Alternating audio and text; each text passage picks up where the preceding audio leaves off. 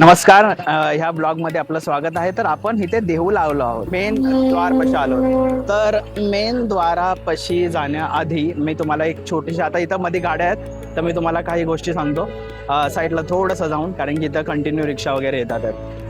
तर इकडे कसं आहे माहिती आहे का, सगळ्यात महत्त्वाचं येणं महत्त्वाचं आहे. मी ना भरपूर सारे व्हिडिओ पाहिले ज्याच्यामध्ये ना कसं यायचं ना ते सांगितलं नाही. इथल्या जागेचं एक्सप्लेनेशन दिलंय, तिथल्या पवित्रतेचं एक्सप्लेनेशन दिलंय की आतमध्ये काय काय नाही. पण इथे येतात कसं ना डायरेक्ट, कारण की थोडं स्ट्रगलिंग आहे, ज्यांना माहिती नाही त्यांच्यासाठी आहे. तर आय होप हा माईक चालू आहे. येस, हां. तर इथे सगळ्यात महत्त्वाचं पहिले यायचं आहे पुणे स्टेशन. पुणे स्टेशनला मी आधी विचार केला होता, इधर मग तिकडनं तुम्हाला ट्रेन आहे देऊ रोडसाठी, जे लोणावळ्यावरून लोकल्स असतात त्या. आणि जर ते तुम्हाला करायचं नसेल, जे मग मी काय केलं, मला ते नव्हतं करायचं. तर दुसरी गोष्ट अशी होती की मला करायचं होतं की इथं देहूला, कारण की ते थोडंसं पुढे होतं आणि ते पुढे जाऊन परत माघारी यायचं नव्हतं. त्यासाठी मग आम्ही काय केलं, निगडीला उतरलो. जे तुम्ही रावेत म्हणून एक पण जागा आहे, तिकडे पण उतरू शकता. पण रावेतच्या ऐवजी आम्ही निगडीला आलो आणि निगडीवरनं भरपूर साऱ्या बसेस, आणि त्याचा नंबर आहे 350, 350 कंटिन्यू बसेस आहेत. काही जागा नाही, आल्यावर भरपूर मस्त मस्त खायला. मी तुम्हाला एक जागा आता दाखवतो कमानाची. तर मी जस्ट खाल्लं कारण खूप भूक लागलेली होती. तर तिथे पहिलं खा, व्यवस्थित या. 350 बस नंबर आहे. रिक्षास वगैरे नका पकडू. 20 मिनटं वगैरे लागतात तिथून निगडी या स्थानकावरून. तर तुम्ही या, रेल्वे स्टेशनला जाऊ नका, काही गरज नाही. निगडीला या. शिवनेरीने मी आलो होतो मुंबईवरून. निगडी या बस स्टॉपला, रावेतला उतरू नका. मला तिथे पण बस स्टॉप आहे, पण मला तिथे फ्रिक्वेन्सी कमी दिसली. इथून कंटिन्यू देहूसाठी स्पेसिफिक गाड्या होत्या आणि कंटिन्यू होत्या. सो तुम्ही इकडे या, सगळ्यात महत्त्वाचं आहे. आणि इथं टॉयलेट वगैरे आहे. आता फॉर एक्झाम्पल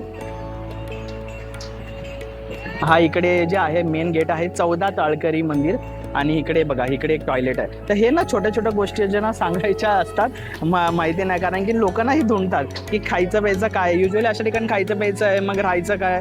आणि बघा इथे 14 टाळकरी मंदिर. ह्याच्या आधी एक मेन गेट आहे, तो अवघ्या 5 मिनिटावर आहे. पण आता आपण इथून प्रवेश करणार आहोत. डायरेक्ट बसने इथे सोडलंय, लिटरली इथे सोडले आणि आम्ही इथे घाललं. इंद्रायणी वडापाव आणि मिसळ. मी तुम्हाला एक दाखवतो, खूप छान वडापाव बनवतात आणि डिसेंट प्राईस. 60 रुपयाची मिसळ, ज्याच्यामध्ये तुम्हाला काय काय आहे ते दाखवतोच मी आता. पण इथे नाश्ता करायला किंवा जेवण करायला जे पण तुम्हाला करायचं करून घ्या. ठीक आहे, आता आपण प्रवेश करतो. तर इकडे आम्ही वडापाव खायला आलो होतो. तुम्ही भाजीची क्वालिटी वगैरे बघा.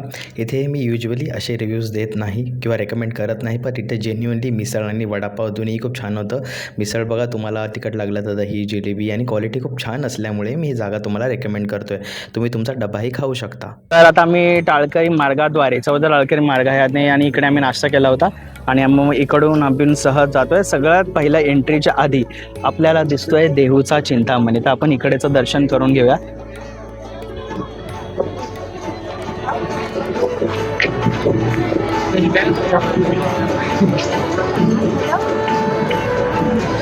मला तर दोन्ही गोष्टी करायच्या आहेत.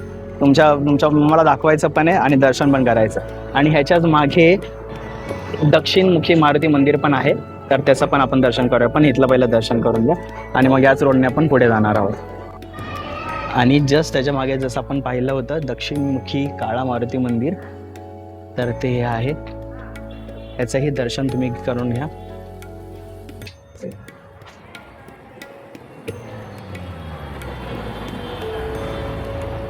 आणि इकडे आपल्या छत्रपतींची प्रतिमा सुद्धा आहे.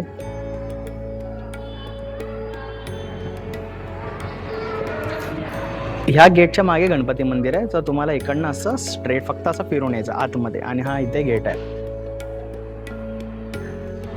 तर मारुतीच्या मूर्तीबरोबर इथे गणेश, श्रीकृष्ण,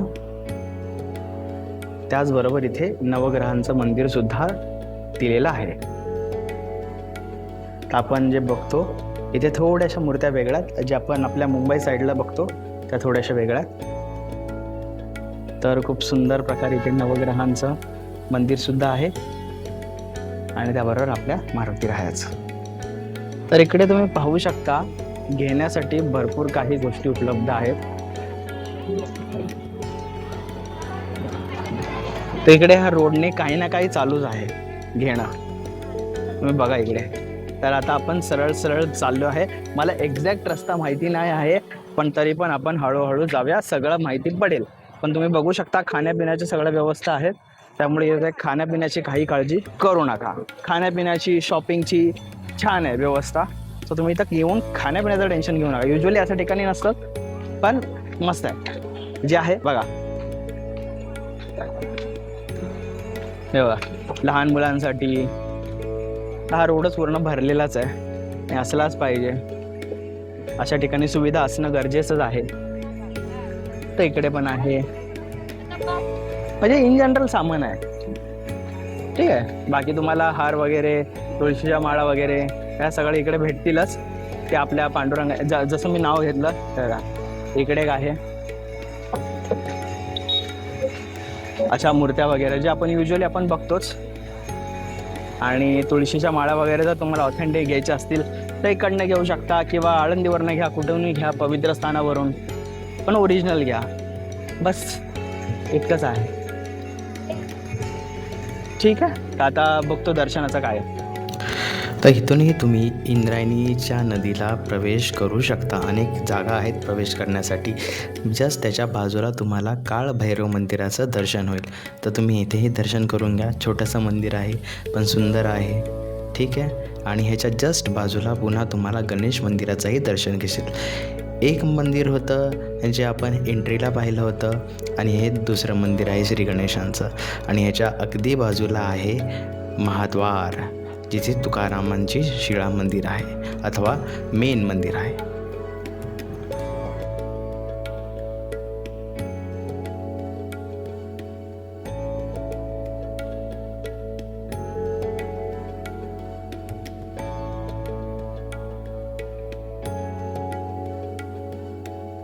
तर समोरच तुम्हाला तो गेट दिसतोय आणि इकडनं सरळ सरळ चालत या. मेन तुम्हाला प्रवेशद्वार भेटून जाईल, महाद्वार भेटून जाईल. बाहेर चप्पल स्टँड आहे आणि आतमध्ये गेल्यावर वेगवेगळी छोटी छोटीशी मंदिरं आहेत. तर तुम्हाला सगळी मंदिरं बघायला भेटतील आतल्या आत. तिथं प्रवेश करा. सो फक्त चालत राहा, सगळं भेटून जाईल. तर दर्शन आहे इथून सुरुवात, आणि हा आहे आपला प्रवेशद्वार.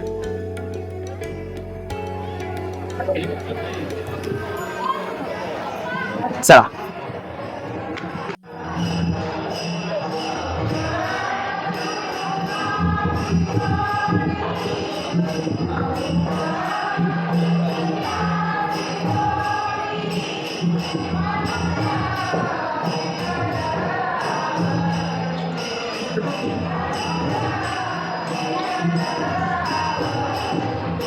किती सुंदर बांधकाम आहे, तर मी विचारच करत असतो.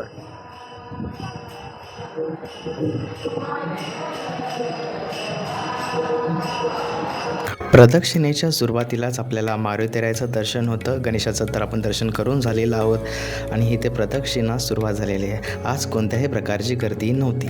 तर आम्ही गेलो होतो बुधवारी या दिवशी. ठीक आहे. आणि मग इथून तुम्ही मंदिराचं दर्शन, आणि इथे जे मंदिर आहे ते तुकारामांची पालखी आहे व तिथे भजन कीर्तन चालू आहे. तर मी मुद्दाम काही ठिकाणी भजनाचा आवाज ठेवला आहे, जो की जास्त सूट करतो आहे व्हिडिओला कुठल्याही बॅकग्राऊंड म्युझिकपेक्षा.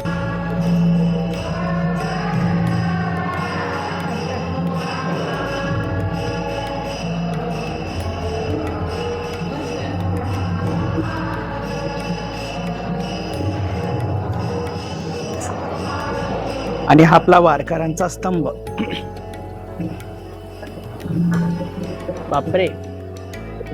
हरे कृष्ण.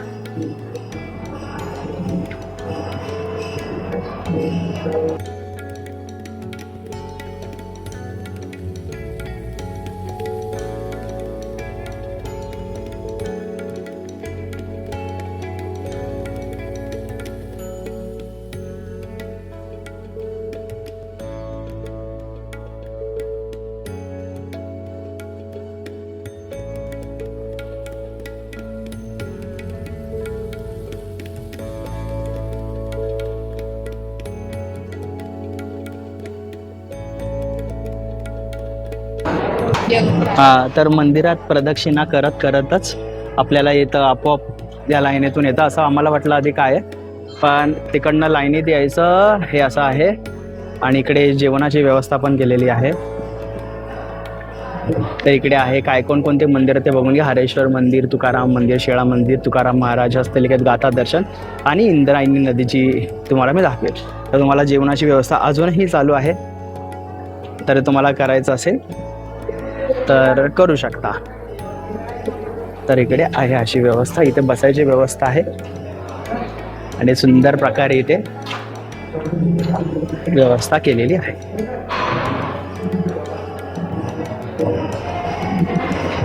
खूप चांगलं आहे. तुम्ही जर एखादं कोणी असेल ज्यांच्याकडे काहीच पैसे नसतील, काही प्रॉब्लेममुळे काहीच खाऊ शकले नसतील, तर ईश्वराच्या चरणी समर्पित व्हा. त्यांच्या समोरच तुम्हाला त्यांचं दर्शनही भेटेल आणि तुमच्या खायची व्यवस्थाही होऊन जाईल. सेम विथ आळंदी पण. ठीक आहे, कुठल्याही तीर्थावर जा, त्यांच्यावर सोडून द्या सगळं, बाकी सगळं ते सांभाळून घेतील. चला आता पुढे दर्शनाला जातोय. तुम्ही प्लेट वगैरे इथे धुवा, इथे खा, इकडे स्वतः धुवा, ठेवा. खूप छान व्यवस्था आहे. तर आता आपण पुढे पुढे चाललो आहोत. हे बघा इथे व्यवस्था आहे.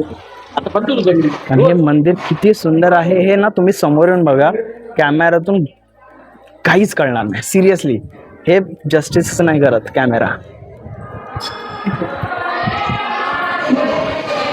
चला आता आपण आलो मेन आहोत तुकाराम महाराजांच्या इकडे. चला छोटे छोटे मंदिरं कव्हर करत आपण मेन मंदिरात जाणार आहोत. तर इकडे छोटे छोटे मंदिर आहेत.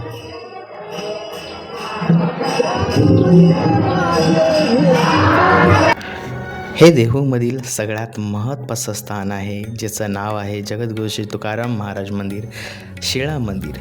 तर शिळा म्हणजेच बेसिकली दगड. तर संत तुकाराम महाराजांनी 13 दिवस जेव्हा त्यांची गाथा पाण्यात बुडवली होती इंद्रायणीतून, त्यावेळी 13 दिवसांसाठी ह्या शिळेवर बसले होते ते. आणि त्या शिळेचं दर्शन मंदिर बनावं अशी वारकऱ्यांची इच्छा होती आणि त्यावेळी हे मंदिर बनवलं गेलेलं आहे त्या इच्छेच्या बेसवर. ठीक आहे, तर त्यामुळे त्याचं नाव आहे शिळा मंदिर. तर इथे आपण पाहतोय हे तुकारामांची पालखी आहे जी मी दाखवली आणि इथे भजन कीर्तन चालू आहे. हे आहे मेन मंदिर, तर इकडचं आहे ते शिळा मंदिर. ठीक आहे, आणि इकडे आजूबाजूला तुम्हाला छोटे मोठे स्कल्पचर बघायला भेटतील. दुसरे आपल्या जे संत आहेत त्यांचे दर्शन होईल. समोर तुम्ही बघताय ही आहे तुकारामांची जगातील सगळ्यात मोठी पगडी.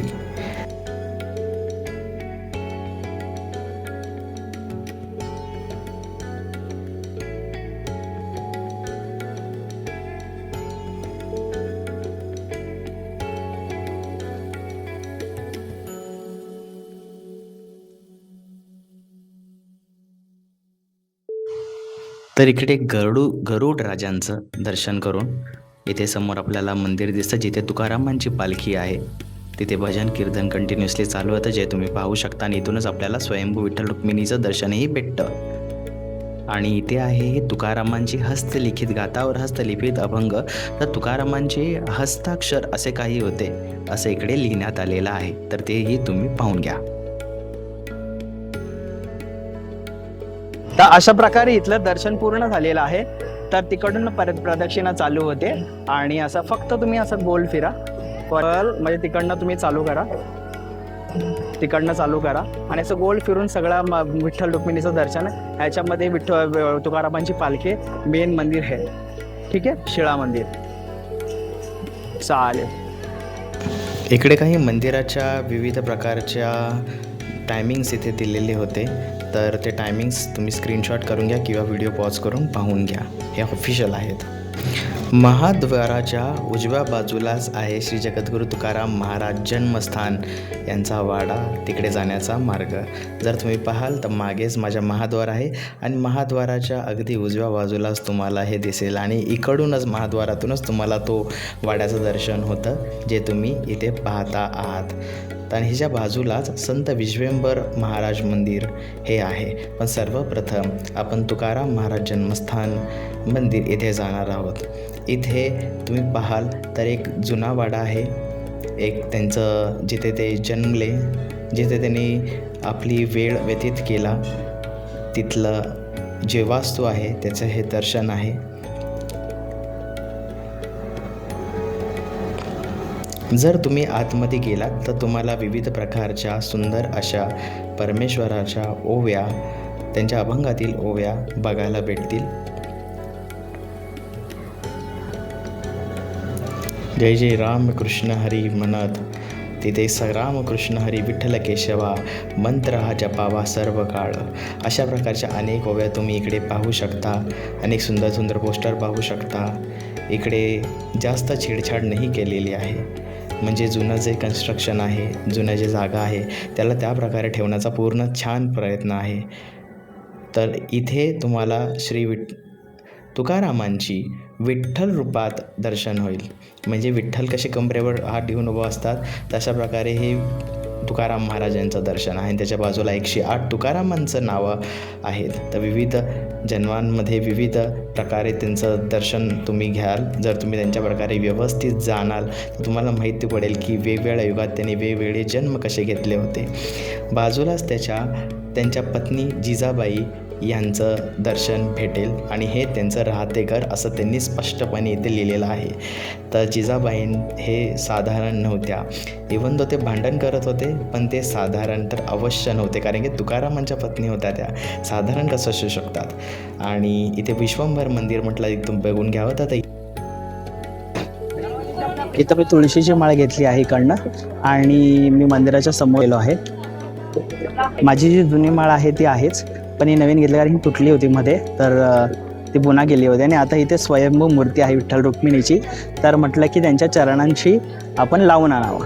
त्यामुळे मी पुन्हा माळ घेतली, पुन्हा गेलो आणि विठ्ठल रुक्मिणीच्या स्वयंभू मूर्तीच्या दोघांच्या चरणांशी लावल्या. तुकारामांच्या जे पादुका ठेवल्या तिथे लावल्या, जनाबाईंच्या पावलाशी लावल्या आणि मग आलो.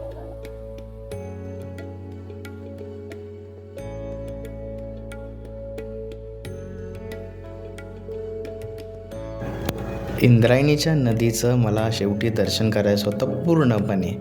एक बघायचं होतं की पूर्णपणे घाट कसा काय दिसतो आहे जो आहे. मग आम्ही सुरुवातीला दर्शन तर केलंच होतं. दर्शन करून झालेलं आहे. सगळं व्यवस्थित दर्शन झालेलं आहे. जिथे पॉसिबल आहे तिथेच कॅमेरा काढा, अदरवाईज उगाच ओरडा खाल विनाकारणाचं. आता एक ब्लॉगर म्हणून मला काढावं लागतं, अदरवाईज मी इतकं काढत नाही. मी युजली बाहेर एक फोटो काढतो, पण जिथे पॉसिबल आहे, जिथे काही बोलत नाही तिथे मी थोडासा प्रयत्न केला.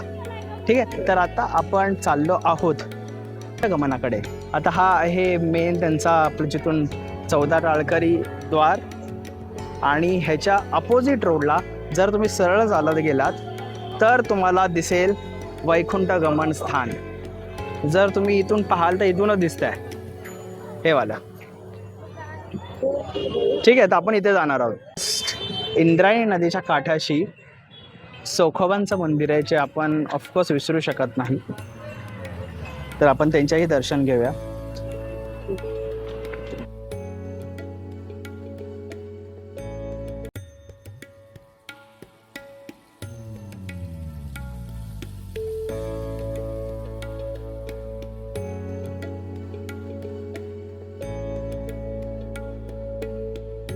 तर आता आपण येऊन पोचलेलो आहोत जगद्गुरु संत तुकाराम महाराज संस्थान वैकुंठ गमन स्थानक गोपाळपुरा. तर एक्झॅक्ट अवघ्या 1 मिनिटाचं अंतर नाही आहे, जसं मी तुम्हाला मगाशी सांगितलं. तर आता आपण इथून एंटर करणार आहोत आणि बघणार आहोत. ठीक आहे. तर आता मी येऊन पोचलो आहे गेटच्या आतमध्ये. तर काही असं आहे.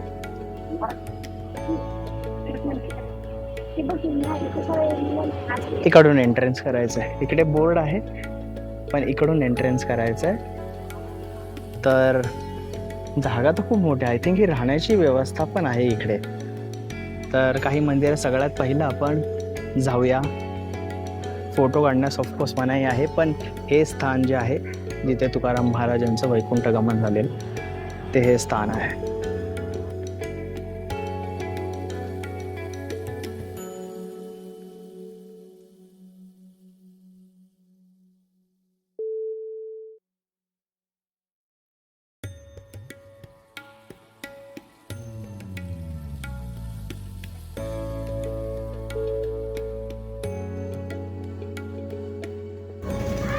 इकडच्या भिंतीही सुद्धा साधारण नव्हत्या.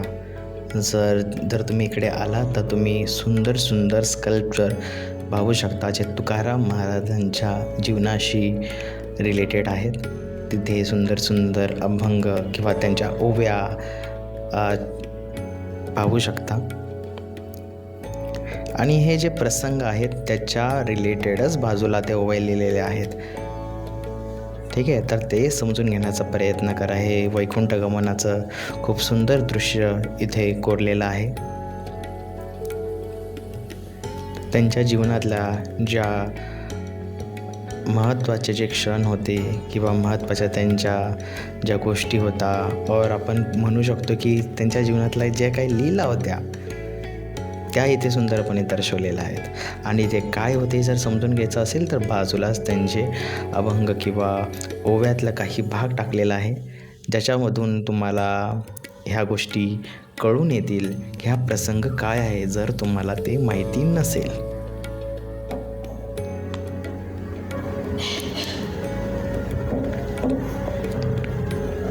तुम्ही पॉज करूनही एक एक पाहू शकता. मी काही ठिकाणी प्रयत्न केला आहे की थांबवून, कारण की मी स्वतःही काही प्रसंग मला माहिती नव्हते तर मी वाचत होतो, आणि किती डिटेलमध्ये काम केलं आहे हेही तुम्ही पाहू शकता. तर तुम्हालाही प्रसंग माहिती करायचे असतील, मी पूर्ण प्रयत्न केला आहे की ॲटलिस्ट तो अभंग दिसो. इथे आपल्या इंद्रायणी नदीतून जे त्यांची गाथा आहे ती बाहेर आणताना दिसते. श्रीकृष्णाचं बालरूप आपल्याला सुंदर प्रकारे इकडे दिसून येतं आहे, आणि तुम्ही पाहू शकता की सुंदर प्रकारे डिटेल्स इथे ॲड केलेले आहेत.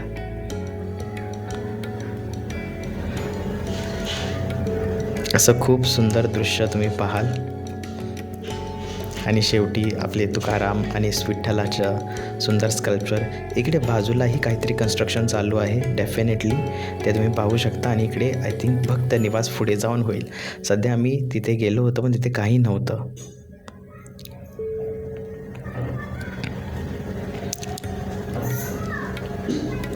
फायनली इकडे श्रीकृष्णाचं मंदिरही आहे. आमच्या श्रीकृष्णाचं त्या वृक्षापाशीच इथे लिहिलेलं आहे, जगद्गुरु श्री तुकाराम महाराज वैकुंठ गमन स्थान.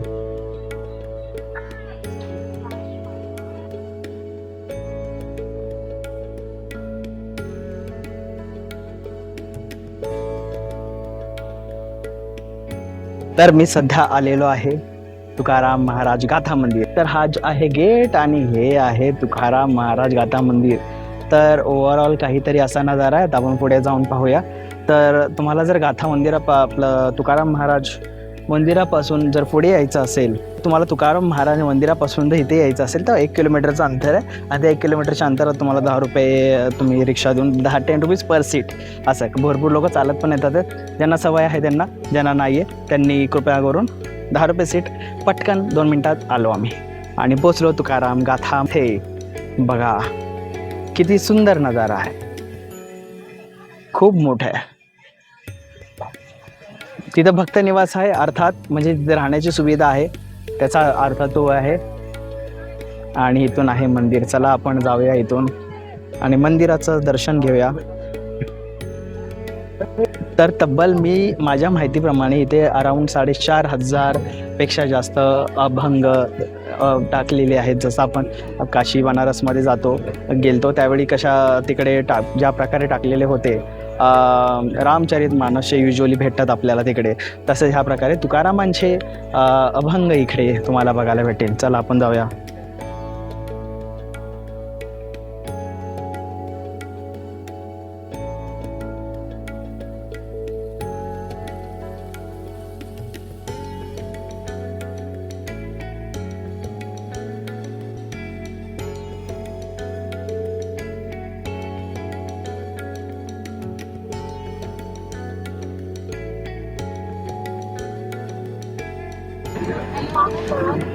हे खूपच भव्य आहे, तर तुम्ही कृपा करून स्वतः या कॅमेरा जस्टिस करणार नाही.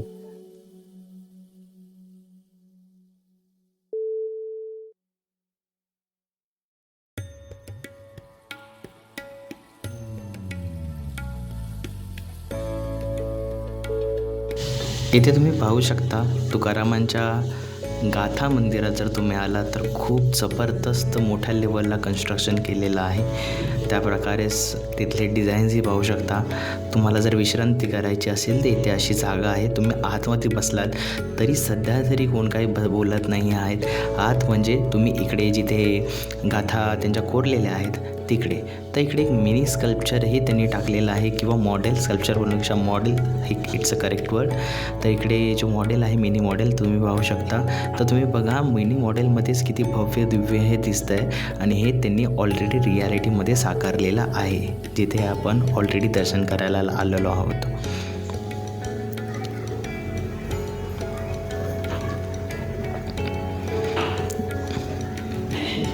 एंट्रीलाच तुम्हाला तुकारामांची छोटी व तशीच मोठी अशा 2 विविध प्रकारच्या भव्य दिव्य अशी मूर्ती दिसेल. खाली मार्बलची आहे.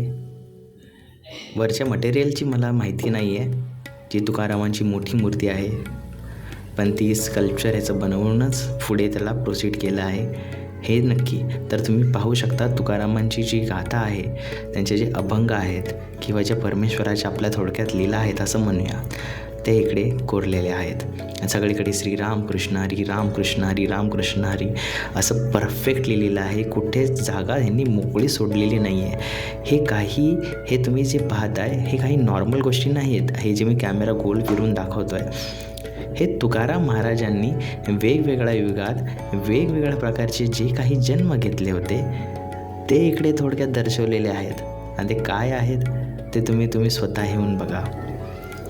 कारण की ते ज्या प्रकारे त्यांनी स्कल्पचर लिहिलेलं आहे ते साधारण नव्हतं आणि खूप सुंदर डिटेलमध्ये केलेलं होतं. मी इकडून तिकडून प्रयत्न करत होतो ते काढण्याचा, पण जास्त काही शक्य नव्हतं. आपण बाजूच्या गोष्टी आपल्याला स्वतःलाही दर्शन करायचं असतं. हे तर मी थोडंफार जे काढतो आहे ते तुमच्यासाठी काढतो आहे आणि याच्यानंतर मी स्वतःही पूर्ण व्यवस्थित पाहिलं आहे. हे जर तुम्ही पाहाल, जर एखादी गोष्ट सांगायची म्हटली तर रामायणात संत तुकाराम महाराज अंगद म्हणून होते अशा प्रकारे. ठीक आहे. तर तुम्हाला त्यांच्या वेगवेगळ्या युगांमध्ये ते वेगवेगळे कसे आपल्या परमेश्वरांबरोबर होते, त्यांच्या लीलांमध्ये सामील होते, हे तुम्हाला तिथंच बेसिकली चित्रीकरण केलेलं आहे. इकडे विठ्ठल रुक्मिणीची सुंदर भव्य दिव्य अशी मूर्ती आहे, त्याचंही तुम्ही दर्शन करून घ्या.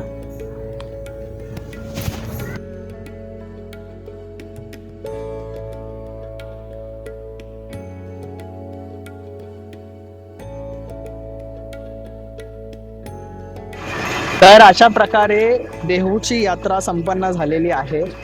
जितकी महत्त्वाची ठिकाणे म्हणजे जितके आम्ही इथल्या लोकल लोकांना पण विचारलं, तर जी पण ठिकाणं आहेत की इतरत्र आम्ही विचारलं की इतर काही अजून ठिकाणे आहेत गाजी बघायची आहेत, तर अजून एक आहे काहीतरी डोंगरावर, इथून 6 किलोमीटर, पण ते अजून बनते आहे. सो पण महत्त्वाची ठिकाणे आपण कव्हर केलेली आहेत. आणि हे शेवटचं मंदिर गाथा मंदिर. तर इतकंच संपून आता मी चाललो आहे आळंदीला. बस स्टॉपला जाऊन आळंदीला जाणार आणि तिथेच राहणार आणि उद्या सकाळी आपण आळंदीचं दर्शन करणार संपूर्ण सकाळी जाणार. तर देहूचा प्रवास इथपर्यंतच होता. आपण जेवढं पॉसिबल आहे सगळं केलं. मजा आली. आणि हे मंदिर बघायला विसरू नका, साक्षात खूप सुंदर आहे. तर इतकंच बोलून हा ब्लॉग संपवतो. जय जय रामकृष्ण हरी.